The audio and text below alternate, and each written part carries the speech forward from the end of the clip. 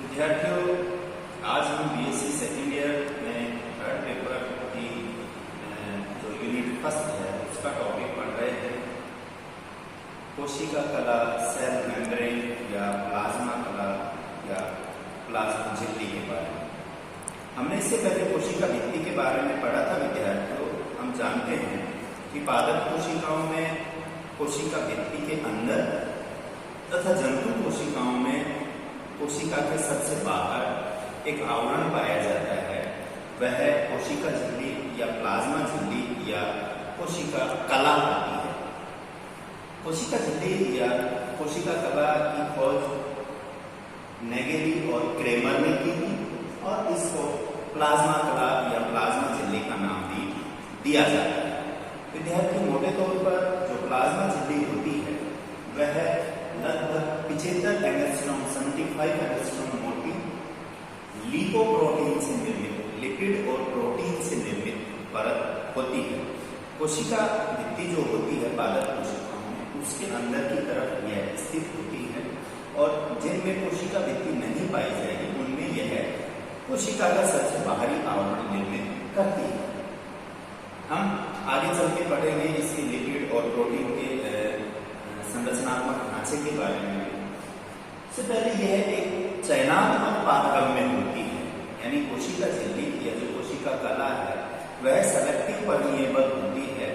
जल या विलायक के अणु तो इसमें गुजर जाते हैं आसानी से, लेकिन जो विलेय के अणु होते हैं उनको यह कुछ को तो अंदर जाने देती है, जबकि कुछ जो पदार्थ होते हैं वो इसमें से नहीं गुजर पाते हैं। ऐसी जो विशेषता होती है उस कारण से इसे चयनात्मक पारगम्य कहते हैं।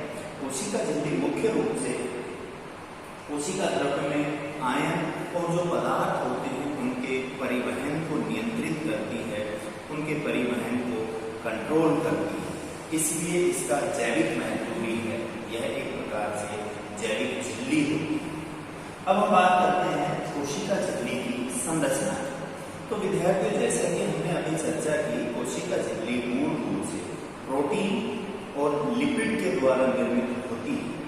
कोशिका झिल्ली के अनेक मॉडल दिए गए, लेकिन वर्तमान में जो सबसे मान्य जो मॉडल है वह है तरल मोज़ेक मॉडल। कोशिका झिल्ली का तरल मोज़ेक मॉडल। इस मॉडल को सिंगर और निकोलसन ने प्रतिपादित किया था। तरल मोज़ेक मॉडल का प्रतिपादन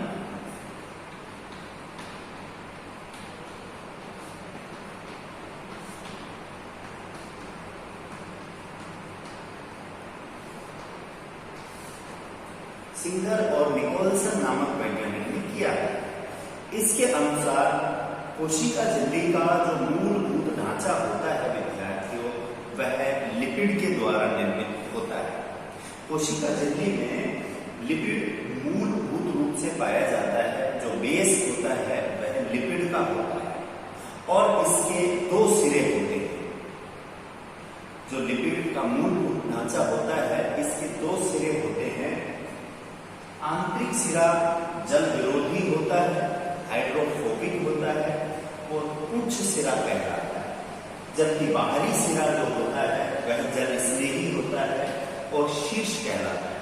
आप देख सकते हो ये इसका आंतरिक सिरा जो जल विरोधी होता है, इसी प्रकार से ये, जबकि ये और ये बाहरी सिरे हैं जो जल स्नेही होंगे और शीर्ष भाग कहलाते हैं। इस लिपिड के मूलभूत ढांचे के अंदर इसके अलावा दो प्रकार के प्रोटीन भी कोशिका झिल्ली या प्लाज्मा झिल्ली में पाए जाते हैं। बाहरी प्रोटीन जो ढीले रूप से बंधित रहते हैं, लूज बाउंडेड रहते हैं कोशिका झिल्ली के बाहर की तरफ, इनको आसानी से पृथक किया जा सकता है। और दूसरे प्रकार के होते हैं आंतरिक प्रोटीन जो दृढ़ता से बंधे रहते हैं, जैसे ये बाहरी प्रोटीन है, यह आसानी से इससे अलग हो सकती है। लेकिन ये ऐसे प्रोटीन हैं जो आसानी से कोशिका झिल्ली से पृथक नहीं हो सकते हैं। इन प्रोटीन आंतरिक प्रोटीन कहते हैं। और इनके ऊपर विशेष ग्लाइकोप्रोटीन पाए जाते हैं जो आयनों को बंधित करके और कोशिका के अंदर पहुंचाने का कार्य करते हैं। तो इस प्रकार से कोशिका झिल्ली में जो प्रोटीन होते हैं वह लिपिड के अंदर एक मोज़ेक व्यवस्था बनाते हैं, एक चितकबरे रूप में व्यवस्थित रहते हैं और इन्हीं की वजह से इसका तरल मॉडल बनता है। इस कारण से इसे तरल मोज़ेक मॉडल कहते हैं। यानी जो लिपिड होगा वो इसका तरल मॉडल बनाएगा, जबकि जो प्रोटीन होते हैं वो मोज़ेक रूप से धब्बे के रूप में व्यवस्थित होते हैं कोशिका झिल्ली में, इसलिए इसे कोशिका झिल्ली का तरल मोज़ेक मॉडल कहते हैं। विद्यार्थियों, अब बात आती है कोशिका झिल्ली के प्रमुख कार्य। कोशिका झिल्ली के प्रमुख कार्य इस प्रकार से हैं। पहला है सुरक्षा। कोशिका का यह बाहरी आवरण निर्मित करती है तो कोशिका को सुरक्षा प्रदान करने का कार्य करती है। दूसरा है परिवहन। विद्यार्थियों, कोशिका झिल्ली कोशिका से बाहर और कोशिका के अंदर दोनों ही तरफ परिवहन का कार्य करती है। कोशिका झिल्ली का यह अति महत्वपूर्ण कार्य है जिसमें कोशिका झिल्ली कोशिका के बाहर से अंदर की तरफ तथा अंदर से बाहर की तरफ आयन तथा पदार्थों का परिवहन करती है।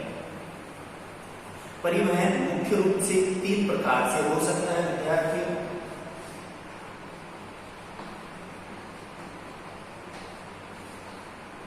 विसरण होता है जिसमें अधिक सांद्रता से कम सांद्रता की ओर पदार्थों का गमन होता है।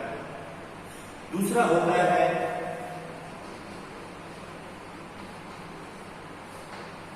सक्रिय परिवहन। सक्रिय परिवहन में ऊर्जा की आवश्यकता होती है। जब कोशिका के बाहर पदार्थ कम है और कोशिका के अंदर अधिक है, यानी सांद्रता के विपरीत जब परिवहन होता है तो एटीपी के रूप में ऊर्जा खर्च होती है। यह सक्रिय परिवहन होता है। और एक निष्क्रिय।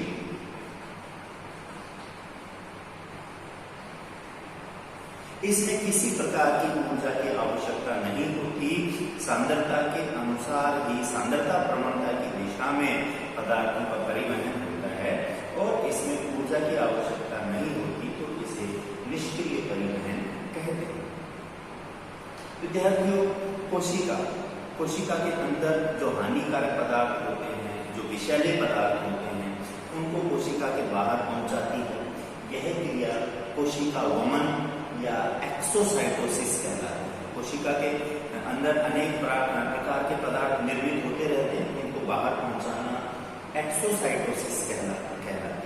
कोशिका के अंदर पदार्थों को प्रवेश कराना, कोशिका के अंदर पदार्थों का जाना, जैसे खाद्य पदार्थ हैं या कुछ विषाणु हैं, जीवाणु हैं, जिनको कोशिका अपने अंदर ग्रहण कर लेती है, वो कोशिकाशन या फैगोसाइटोसिस कहलाता है। जैसे अमीबा होता है, अमीबा में जो कोशिका झिल्ली होती है वह पदार्थों को अपने चारों तरफ घेर लेती है और फिर अंदर ग्रहण कर लेती है, जिससे वह भोजन ग्रहण करती है। कुछ रोगाणुओं को भी इस प्रकार से नष्ट किया जा सकता है।